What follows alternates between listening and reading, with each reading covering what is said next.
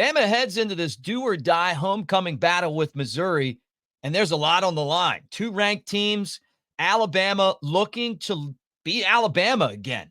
One of the questions that a lot of you have had is, why did Ryan Williams get almost 20 targets? Are they forcing the football? No, the coaches say no. I want to look at that. I want to talk about the injuries, what this team needs to do to get back on track. So we'll get into all that right here on the Bama Tailgate YouTube channel. Like and subscribe, thumbs up. Let's get this thing going, baby. Roll Tide.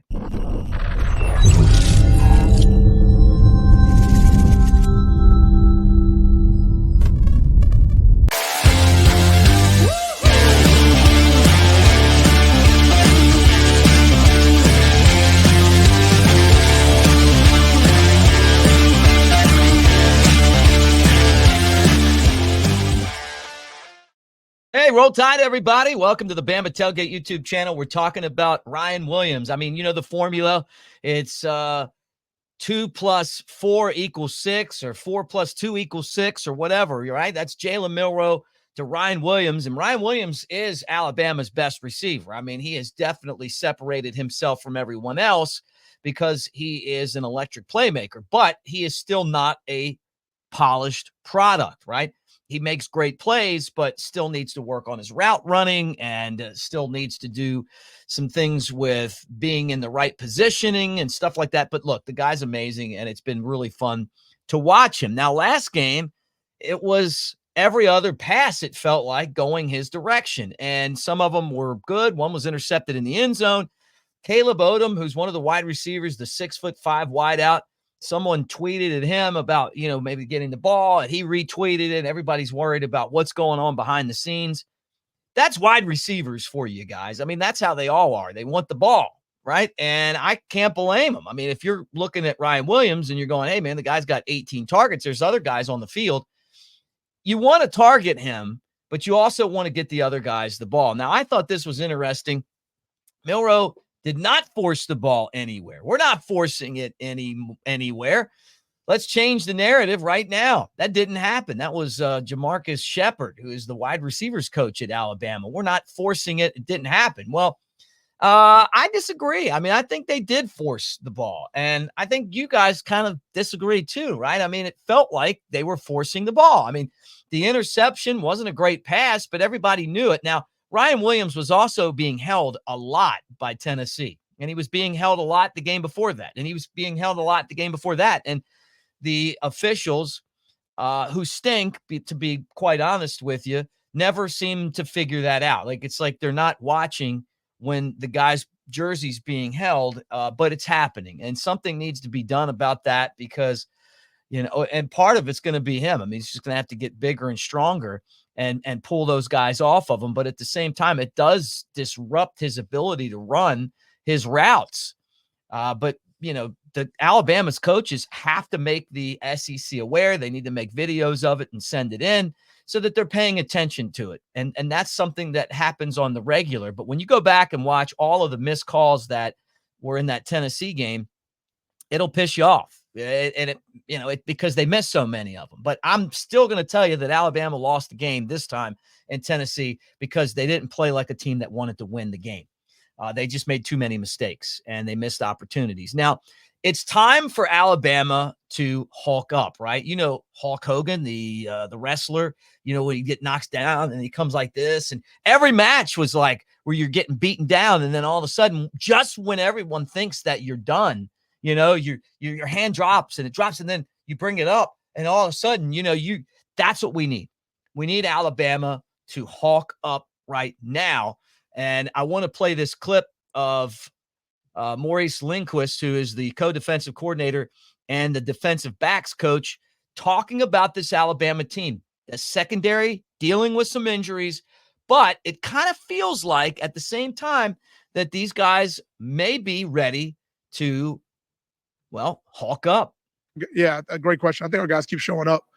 going on the road at Tennessee, we didn't get the end result that we wanted, but we certainly gave ourselves a chance. You come away, box interception. Malachi has an interception. There's a ton of great moments, a ton of guys competing their butt off. Keon pushing through what he had to push through to show how much he loves this team, how much he loves this program, how much he loves Alabama, and he's out there competing. Damani Jackson. We got so many guys that are giving every single thing that they have. It's really not hard, to look each other in the face and know we have each other's back. We can't be a prisoner of any one moment. So we deal with a difficult situation, and the strength and the really identity of who we are is going to really still be told throughout the last 5 games and the last back half of the season, and what we can make of this team and what we can do coming down the stretch. So, we can't be a prisoner of an end result. We got to stay focused on our process. We got to detail our work. We got to do what we have to do throughout the week, our film watching plan. It really is focusing on your process and your plan, and then getting yourself game ready on Saturday to go out there and play your best football. We got a locker room full of guys that have really been committed and shown the strength and the togetherness of pushing through a lot of stuff through this season. So I'm proud of where we are. I'm proud of the guys. We're going to fight our butt off to get 1-0 one more week, and then we'll get to our bye week and see what we got to do moving forward. See, I think a lot of people hear some of the other coaches in there like, where's the fire at? What is this? Like, hey, look, we know what we need to do, but, and it's just kind of the delivery isn't catchy. And I felt like with Maurice Linguist, like, hey, that sounds like we're ready to fire it up, man. And Alabama has dealt with a lot of injuries. I mean, just think about what they're dealing with right now in the secondary. Keon Sabb has a foot injury. We saw Bray Hubbard for the first time. You got Devontae Smith dealing with some injuries. Red Morgan got banged up in the game. We saw a lot of King Mack. He was talking about Xavier Brown leaving the game. Damani Jackson's been kind of banged up, but he's found a way to play. And then Jalen Mbakwe talked about him being someone who is trending in the right direction. Mbakwe is going to be a star, no doubt about it in my mind. But he's going to have to be a star a lot sooner than he would have been had Nick Saban stuck around, because he probably wouldn't have seen the field much this year. But all those guys left when T-Rob and Saban left, everybody just followed him right on out the door, and they had to rebuild the secondary.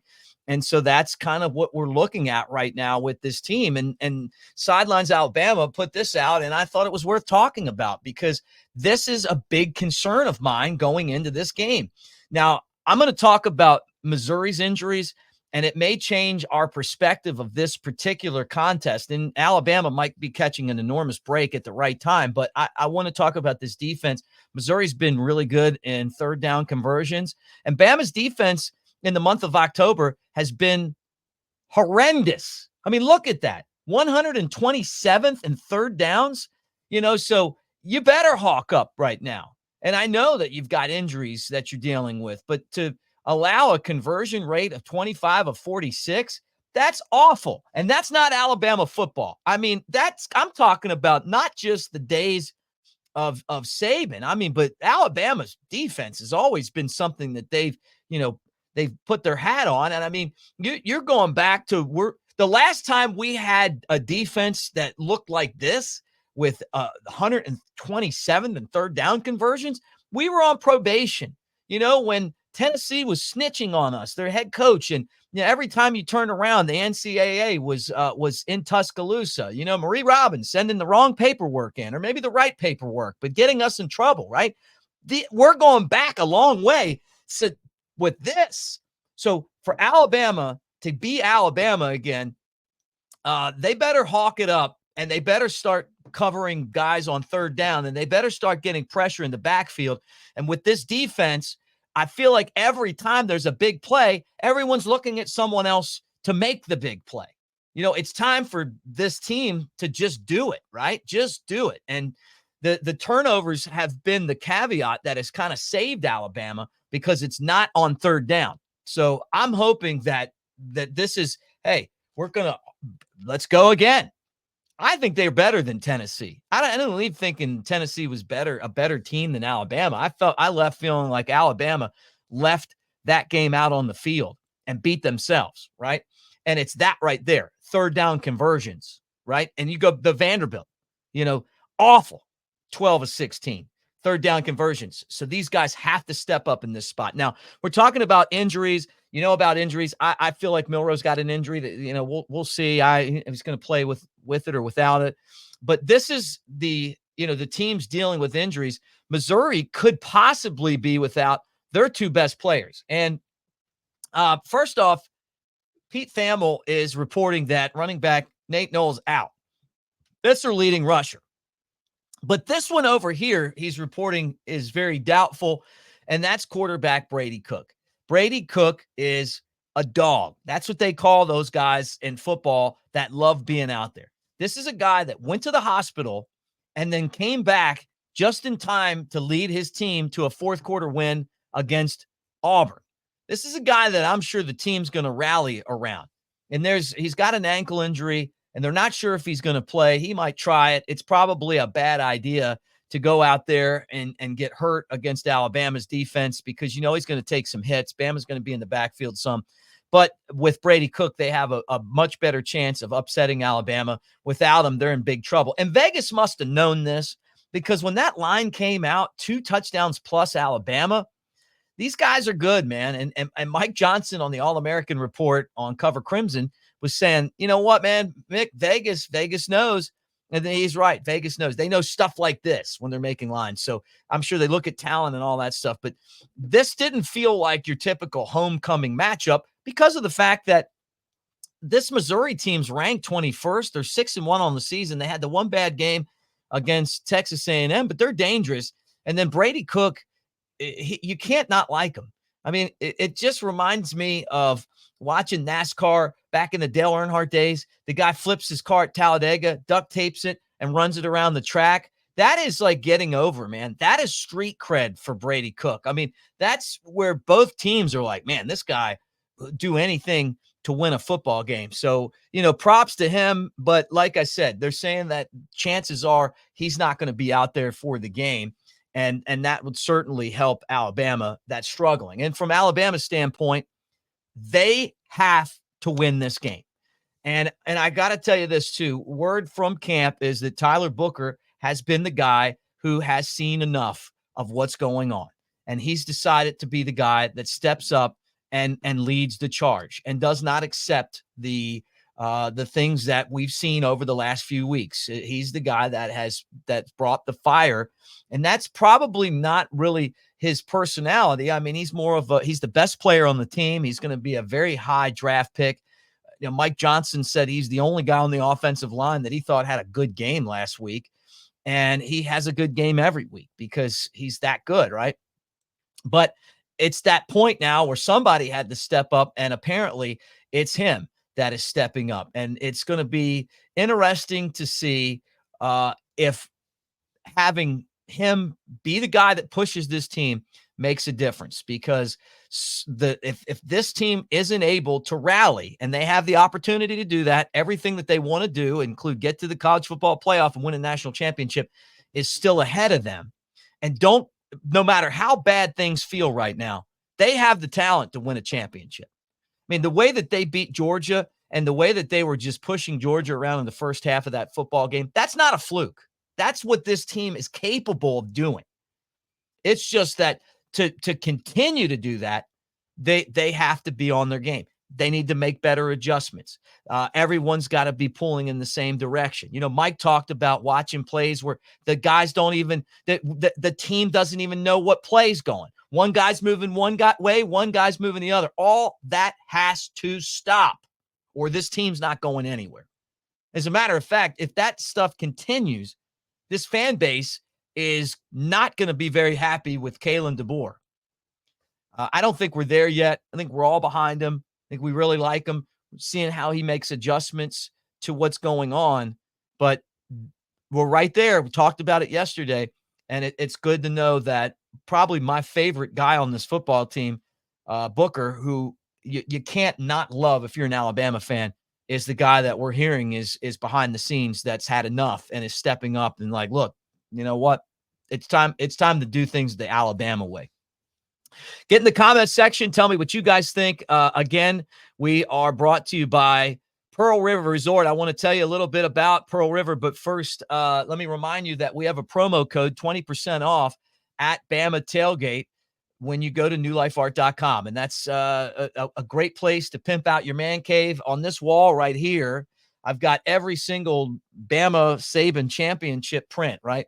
But there's other awesome moments. You were at a game and something happened and you were like, man, this is a print that I want. I was sitting next to my best friend, or I remember, like, I'm looking at this one right here, the LSU print. Cheryl Yingling gave me the ticket. I sat next to her, Ben George, and some other people. We were sitting next to the Smellies. Then I think maybe one of them was on the team at the time, and we watched LSU not get the ball past the 50-yard line. It was the greatest thing. And then when Trent Richardson ran it in for a touchdown, it was the great. I got her that for a wedding, so she could have it on her wall. You know how it is. 20% off at New Life Art. But they got mugs, they got calendars, they got all kind of really cool stuff, and you can remember those amazing Alabama games with those prints, and they mean a lot to us. Us Alabama fans, right? And also, don't forget the new print that's coming out is, Deuce is Wild. It's got the amazing catch and touchdown to beat Georgia, and then the interception to end the game. So you got Brown and you got Williams in there, a little Hollywood action. That one's coming out soon. Now, that code will not work for the new stuff, but the classics, hey, we got you covered in that area. Now, we're also presented by Pearl River Resort. I was talking to those guys today about getting back to Pearl River and hanging out with them and maybe having a little of those Steve Azar Bloody Marys. And they asked me if I wanted to do it. And I said, hell yeah, I want to do it. I want to come back and have a Bloody Mary. Steve Azar is our friend. You know him. Me Till Monday, his famous hit song, one of the most popular country songs in the last 20 years. There's a lot going on at Pearl River right now. You got Scotty McCrary coming up. He's performing. There's also Tonic's going to be there. They're going to have like a 90s night that is part of the 30-year anniversary of Pearl River Resort, Silver Star, and Golden Moon Casino. And if you go to Golden Moon and you hit the Timeout Sports Lounge and you hang out there, you got the 20 TVs with all the major sports games. And what's cool is they can coordinate those TVs and they become one giant TV if Alabama's playing. And then you can watch Bama on an entire wall if that's what's going on. But it's cool. Boxing, MMA fighting, all that stuff. They have it there, and you can wager on it. They have the window if you need some help, betting sheets, or you can even have the individual kiosks. But spend $50 in the sports book, bet on Bama basketball to win the national championship, and you can go play Golden Rabbit, the Dancing Rabbit, the Augusta that you can play for just $40. And right now, oh man, the weather's fantastic. It's the best time of the year to go out there and hit golf balls. Like Jay Coker. I mean, it's like he's golfing every day, and I don't blame him. I mean, the weather's perfect for it, right? Cold beer, a little golfing going on. Check them out, though, Pearl River Resort. We appreciate them so much, and more importantly, we appreciate you guys for being here. Roll Tide, everybody, and we will talk to you again tomorrow.